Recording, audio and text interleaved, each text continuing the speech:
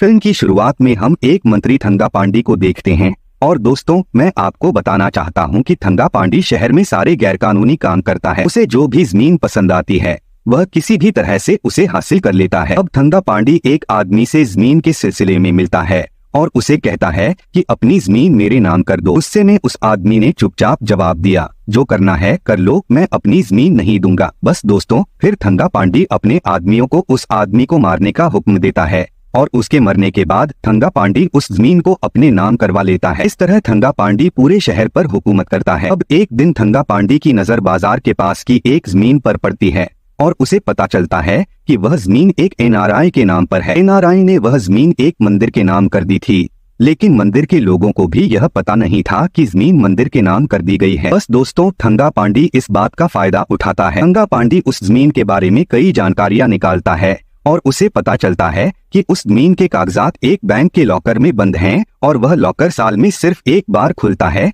उस दिन जब मंदिर में बड़ी पूजा होती है। फिर हम देखते हैं कि मधुवंती हमेशा सच का साथ देती है और इसके इनाम में मथुविले को हमेशा ट्रांसफर किया जाता है। अब जब मथुविले का सामान घर पर शिफ्ट हो रहा होता है तभी एक वस्तु मथुर पर गिरने वाली होती है, लेकिन उससे पहले कि वह वस्तु उसकी बेटी पर गिरे, सोकन नाम का एक आदमी आकर उसे बचा लेता है। मथुर सोकन की बहादुरी देखकर बहुत खुश होता है और उसे बधाई देता है। आगे चलकर एक अधिकारी मथुर आदि को करुणा के बारे में बताता है। दोस्तों, आदि और करुणा बचपन से एक दूसरे के सबसे अच्छे दोस्त हैं। आदि का ट्रांसपोर्ट का काम है और करुणा का अपना ईंटों का व्यापार है। यहाँ हमें पता चलता है कि करुणा एक राजसी परिवार से संबंध रखती है, लेकिन व्यापार में नुकसान के कारण उसके परिवार की सारी जमीनें बिक गई थी। इसके बाद हम करुणा की दादी को देखते हैं और पता चलता है कि करुणा की दादी उस मंदिर की पूर्व संरक्षक थी। हमें दिखाया जाता है कि जब करुणा और आदि बचपन में खेल रहे होते हैं तो उनका झगड़ा दूसरे बच्चों से हो जाता है। जब वे बच्चे करुणा और आदि को मारने आते हैं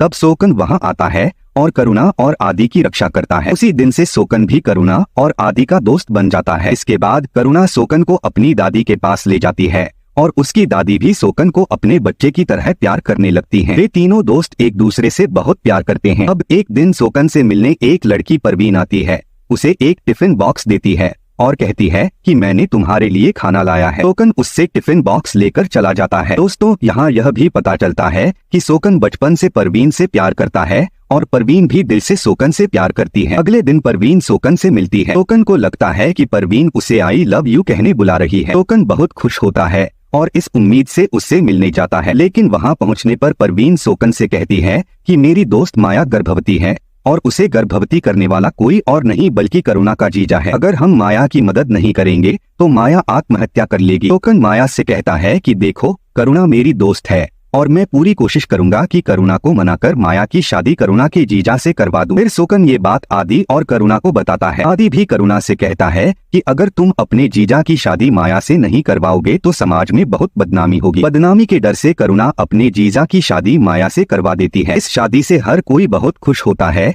लेकिन करुणा का जीजा मन ही मन बहुत नाराज होता है। अब परवीन सोकन से कहती है कि आज तुम मेरे सच्चे दोस्त हो और इसलिए मैं तुमसे बहुत खुश हूँ। ये कहते हुए परवीन सोकन को प्रपोज करती है और सोकन भी परवीन से आई लव यू कहता है और दोनों एक दूसरे से प्यार कर बैठते हैं। अगले दिन एक आदमी करुणा के पास आता है और लड़ाई शुरू कर देता है। सोकन उस आदमी को शांत करने की कोशिश करता है, लेकिन वह आदमी शांत नहीं होता। वह आदमी करुणा पर हाथ उठाने ही वाला होता है, लेकिन सोकन पहले ही उस आदमी पर हमला कर देता है। दोस्तों, इससे हमें पता चलता है कि ये तीनों एक दूसरे से कितना प्यार करते हैं और अगर तीनों में से किसी पर भी कोई मुसीबत आती है तो तीनों मिलकर उस मुसीबत का सामना करते हैं। अब थंगापांडी इंस्पेक्टर मथुर से बात करता है और उससे कहता है कि हमारी नजर मंदिर के सामने की जमीन पर है और इसलिए मैं नागराज को मंदिर का प्रधान बनाना चाहता हूँ, इसलिए तुम नागराज के काम में कोई रुकावट न डालो। मथुर को अपनी बेटी की चिंता होती है, इसलिए वह थंगापांडी की बात मान लेता है। सोकन देखता है कि करुणा की दादी एक जगह बैठी शराब पी रही है। अगली सुबह सोकन दादी को घर लाकर बिस्तर पर सुला देता है। अगली सुबह सब देखते हैं कि करुणा की दादी इस दुनिया से चली गई है। सभी को बहुत दुख होता है क्योंकि दादी ने ही करुणा,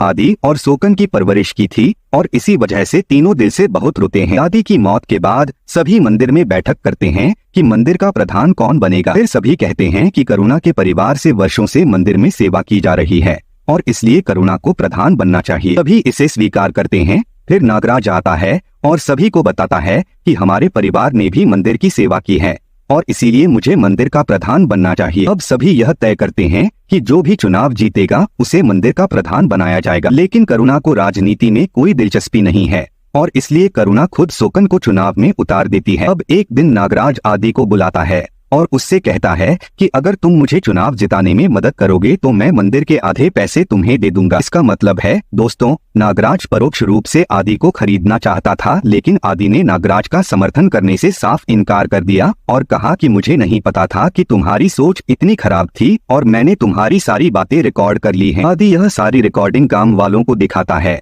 जिसके बाद गांव के सभी लोग सोकन को वोट देते हैं और उसे चुनाव जितवाते हैं। अब उस दिन से मंदिर की सारी जिम्मेदारी सोकन पर आ जाती है। एक दिन आदि को पता चलता है कि किसी ने मंदिर से आभूषण चुरा लिए हैं और उनकी जगह नकली आभूषण रख दिए हैं। आदि तुरंत पुलिस को फोन कर सारी बात बताता है। पुलिस भी अपनी जांच शुरू करती है और चोर का पता लगाने की कोशिश करती है। इस बीच करुणा आदि से कहती है कि उसने मंदिर से आभूषण निकाल लिए हैं। दरअसल करुणा पहले से ही व्यापार में घाटे का सामना कर रही थी और उसे पैसों की बहुत जरूरत थी, इसलिए करुणा ने पैसे के लिए मंदिर के आभूषण तक गिरवी रख दिए थे। आदि फिर करुणा से कहता है कि पुलिस के सामने जाकर अपनी गलती कबूल कर लो और मैं जल्द ही तुम्हें जेल से छुड़वा दूंगा। करुणा आदि के कहने पर पुलिस के सामने आत्मसमर्पण कर देती है। इसके बाद आदि करुणा को छुड़ाने की बहुत कोशिश करता है, लेकिन पुलिस करुणा को छोड़ने के लिए तैयार नहीं होती। फिर नागराज आता है